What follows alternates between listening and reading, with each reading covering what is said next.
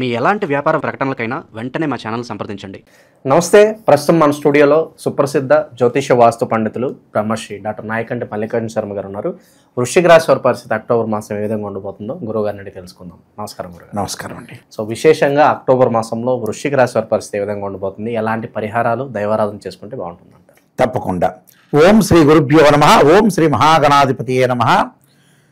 ప్రేక్షకులందరికీ కూడా విజయదశమి దీపావళి శుభాకాంక్షలు. అక్టోబర్ మాసంలో వృశ్చిక రాశి వాళ్ళకి ఏ విధంగా ఉండబోతుందో తెలుసుకుందాం. ముందుగా గ్రహగమన గతులు, గ్రహ సంచార వీక్షణ ఏ విధంగా ఉందో తెలుసుకుందాం.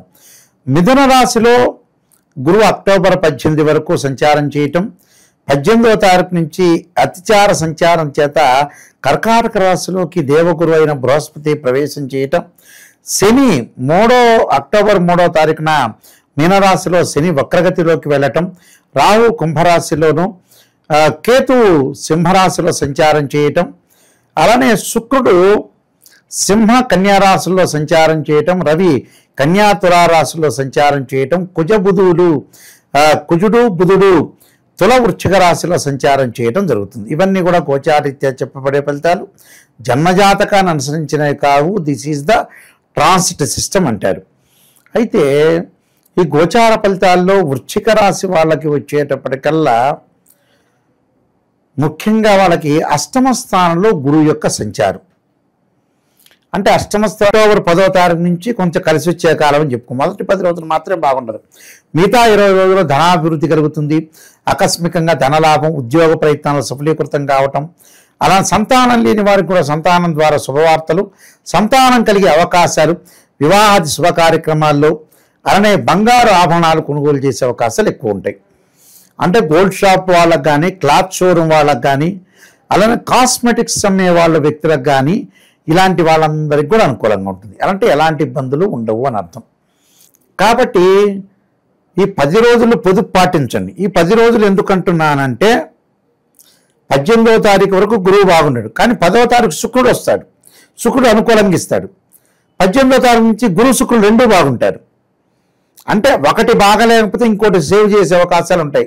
అంటే ఒక గ్రహం బాగలేకపోతే నాకేదో నిరుత్సాహ భావాలు వచ్చినట్టుగా రాశిఫలాల వాళ్ళు అనుకుంటారు. అలా కాదు. ఒక గ్రహం బాగుపోయినా ఇంకో గ్రహం బాగుంటుంది. దానిలో ఎంతవరకు బాగుంటుంది అని మనం క్యాలిక్యులేషన్ చేయాలి.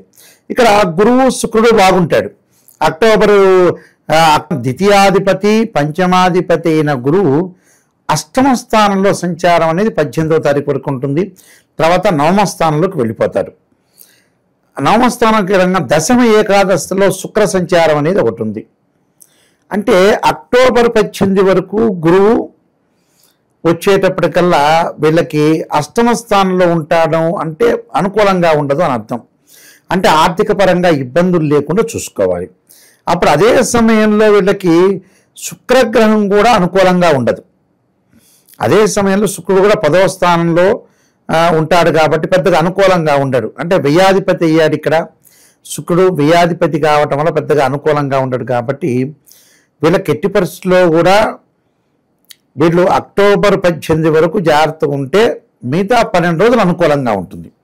కర్కాటక రాశిలోకి గురువు ప్రవేశిస్తే చాలా అద్భుతంగా ఉండే అవకాశాలు ఎక్కువ ఉంటాయి. అప్పుడు శుక్ర గురువు రెండూ బాగుంటారు. కాబట్టి మొదటి 10 రోజుల వరకు జాగ్రత్త ఉండాలి. మిగతా 20 రోజులు అనుకూలంగా ఉంటుంది. అలానే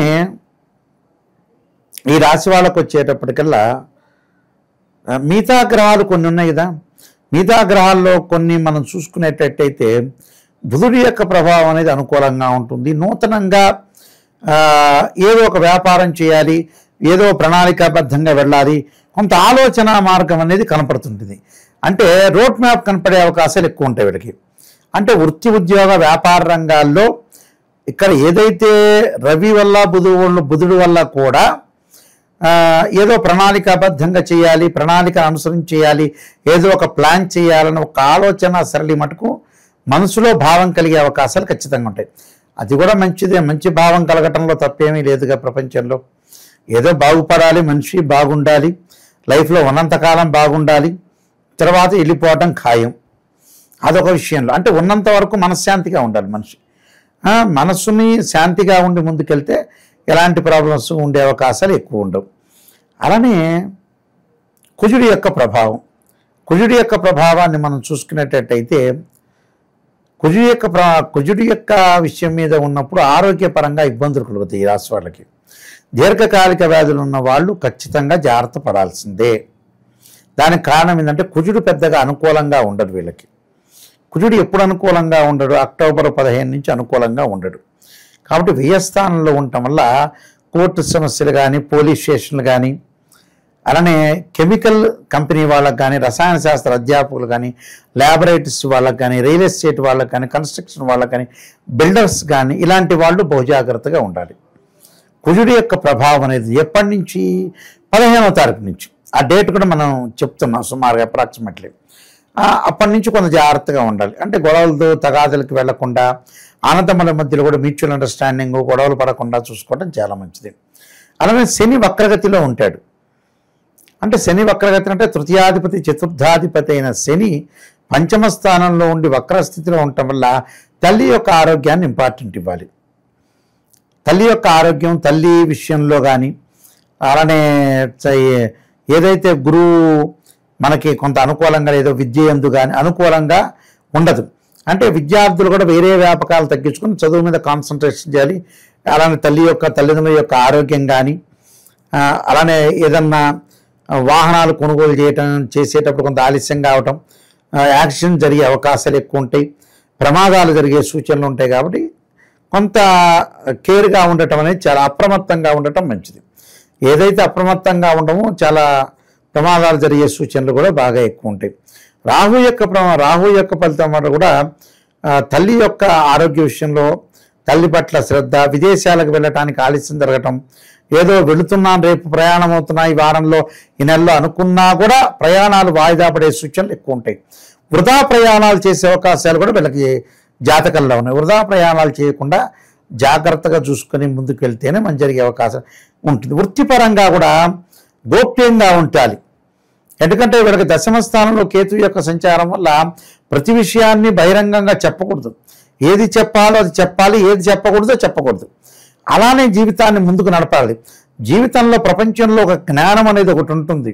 మనిషిగా పుట్టిన తర్వాత జ్ఞానవంతుడు కావాలంటాడు. ఆ జ్ఞానం నేర్పించేది కేతుగ్రహమే. ఆ కేతుగ్రహం జ్ఞానం నేర్పించినప్పుడు ఏది మంచి, ఏది చెడ్డ, ఏది మనం చేయాలి. చాలామంది చూస్తుంటాం మేము క్లయింట్స్ అందరినీ కూడా, పిల్లల యొక్క పెళ్ళిళ్ళు చేయాలి.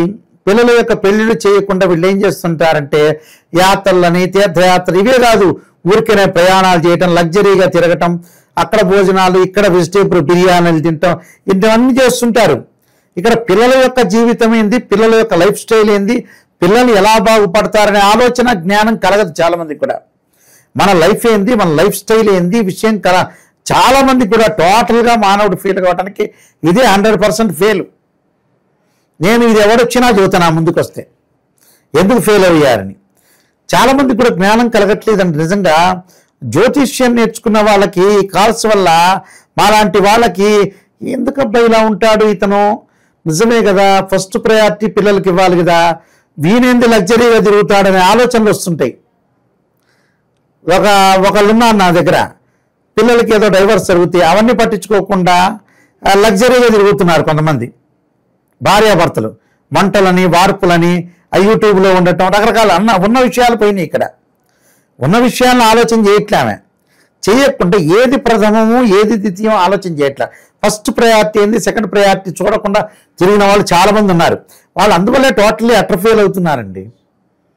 ఏదో డబ్బు కకృతిపట్టు, డబ్బు విషయంలో కానీ, ఆ అమ్మాయి యొక్క పెళ్ళిళ్ళు చేయకపోవడం కానీ, అల్లుడికి ఆస్తి పోతుందేమని, కొడుక్కి ఇంత ఆస్తి ఉంటే కూడా మ్యారేజ్ బ్యూరోలో 10,000 అడుగుతున్నారని, ఆస్ట్రాలజర్ ఇంత 3,000 అడుగుతున్నారని, ఆయన ఏదో రెమెడీస్ చెప్పారని, ఆ రెమెడీస్ చేయకపోవటం వల్ల చేయలేకపోవటం, ఏమంటే యాపిల్ ఫోనో శాంసంగ్ ఫోనో కొంటాం, డాక్టర్ ఆ రోగం వచ్చిందంటే స్కానింగ్ రిపోర్టు, షుగర్కి ట్యాబ్లెట్ ఎందుకు వాడటం, ఇలాంటివి అన్నీ కూడా మళ్ళీ వాడు పిసినార్తనం కాదు, వృధా ఖర్చులు చేస్తారు.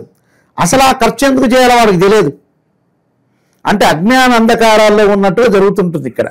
నిజం చెప్పాలంటే వాటిలన్నిటికీ అజ్ఞాన అంధకారాల నుంచి బయటకు వచ్చి ఏది చెయ్యాలో అది చేసి ముందుకెళ్ళటం మంచిది. అలాగా కొన్ని పరిహారాలు చేసుకొని ముందుకెళ్తే మంచి జరుగుతుంది వాళ్ళకి. గురుగారు, ఇప్పుడున్న పరిస్థితి బట్టి ఎలాంటి పరిహారాలు, దైవారాధన బాగా అవసరం అంటారు? రాహుకు అధిష్టాన దేవతైన దుర్గాదేవిని ఆరాధన చేయాలి. జ్ఞానవంతులు కావాలి. దేవుణ్ణి కొలవటంతో పాటు ప్రాపంచిక జ్ఞానం కూడా కావాలి మనిషికి. అప్పుడు కేతువు ఆరాధన చేయాలి.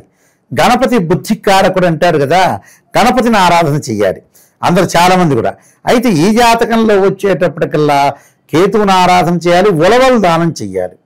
ఉలవలు ఒకటి, కందులు దానం చేయాలి. కందులు మంగళవారం రోజున దానం చేసి మంగళవారం రోజున రాహుకాలంలో దీపం పెట్టడం, అలానే మంగళవారం రోజున రెండు జంట సర్పాలను దానం చేసి ముందుకు వెళ్తే వీళ్ళకి ఓవరాల్గా మంచి జరిగే అవకాశాలు ఖచ్చితంగా ఉంటుంది. ఓవరాల్గా వృశ్చిక రాశి వారి పరిస్థితి ఈ మాసం ఏ విధంగా ఉండబోతుందో చాలా బాగా వివరించారు. ధన్యవాదాలు. నమస్కారం.